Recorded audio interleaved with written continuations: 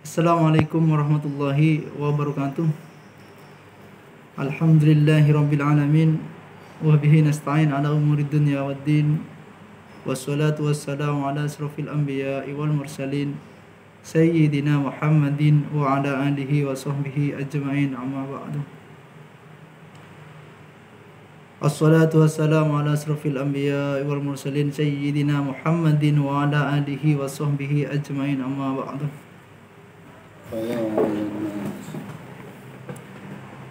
Sahabat-sahabatku, kunci sukses di dunia dan akhirat ada 3 hal. Yang pertama, birrul walidain. Birrul walidain, jangan pernah kalian menyakiti hati orang tua.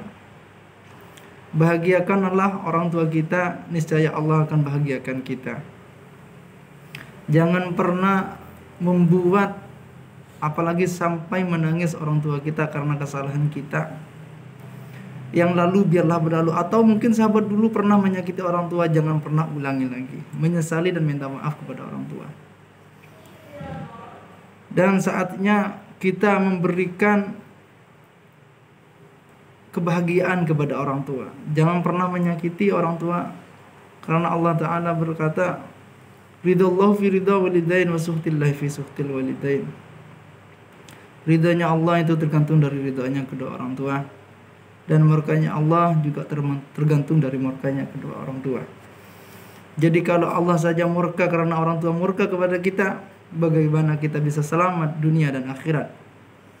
Dan kalau kita baik kepada orang tua, maka orang tua ridho kepada kita, niscaya Allah juga akan ridho kepada kita. Kalau Allah sendiri ridha kepada kita, maka segala urusan yang ada di dunia, maka Allah akan mempermudah segala urusan kita di dunia. Kuncinya yang pertama adalah birrul walidain. Kasihani orang tua, bahagiakan orang tua, jangan buat mereka sedih. Apapun kondisi kita, apapun keadaan kita, yang pertama adalah bahagiakan kedua orang tua kita. Dan yang kedua adalah sholat. Jangan pernah kita meremehkan atau meninggalkan sholat, atau yang dikatakan dengan tarikus sholah, yang tidak pernah sholat sama sekali. Itu jangan sampai.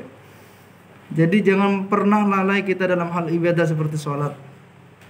Sholat adalah kunci kita sukses di dunia dan akhirat.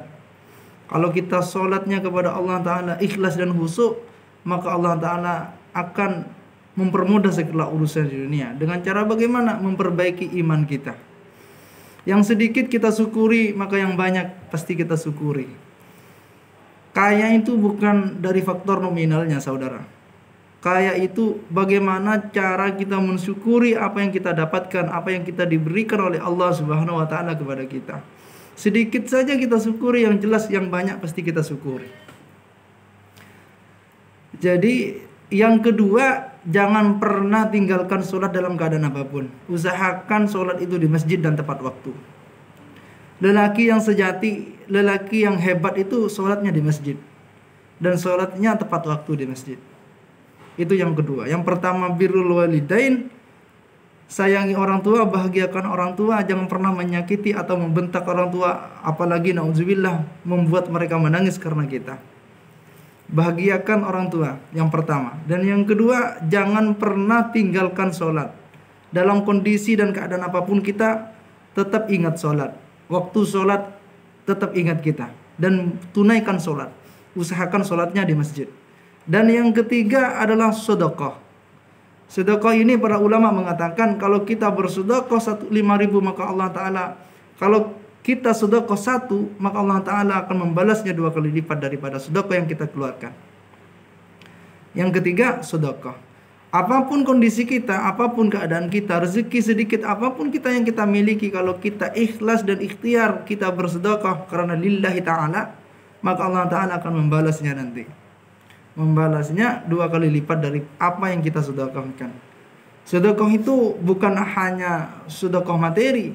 Bisa saja kita sedekah amal, seperti misalnya kita saling membantu sesama orang muslim, kita saling membantu kepada saudara-saudara kita yang membutuhkan. Kita nggak mampu bersedekah secara misalnya uang, kita bisa sedekahkan raga kita. Misalnya kita membantu pembangunan masjid, kita bisa bantu tolong menolong dalam pembuatan masjid, pembangunan masjid misalnya seperti itu. Syukur-syukur kita yang punya rezeki. Rezeki kita sisihkan. Kalau kita dapat sehari 100.000, maka sisihkan uang untuk bersedekah. Sedikit yang kita kasih nilainya sama yang banyak bagi Allah Subhanahu wa taala. Hitung-hitungannya sedekah itu bukan jumlahnya saudara, tapi ikhlasnya dalam hati kita. Kita sedekah banyak tapi kita tidak ikhlas, semata-mata hanya ingin dipuji oleh manusia dan berharap kepada manusia, maka itu tidak ada nilai apa-apa bagi Allah Subhanahu wa taala saudaraku. Sedikit saja tapi kita ikhlas, apalagi yang banyak. Sedikit ada nilainya disertai ikhlas, apalagi yang banyak disertai ikhlas. Jauh lebih baik. Kalau kita sedekah 10.000 itu 100%, kita bagikan 5.000, maka hitungannya itu adalah 50%.